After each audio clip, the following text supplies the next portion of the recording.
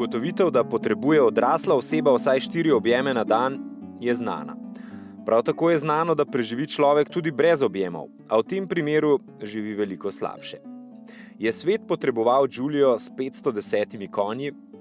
Ne. Ampak v avtomobilnosti ugotavljamo, da bi bilo življenje brez nje brezupno in klavrno. Še več, svet je potreboval italijansko definicijo AMG-ja, EMA in RS-a. Ali drugače, potreboval je Julijin objem. In potem je tu še zmešnjava današnjega časa. Radi imamo tišino električnih avtomobilov, a kaj kot Julija tako lepo vpije. Ne dere se kot ženska na robu živčnega zloma, se pravi kot Ferrari, ampak z več uglajenosti, se pravi bliže Maseratiju.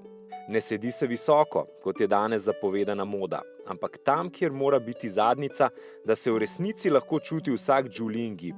In kako rada pleše.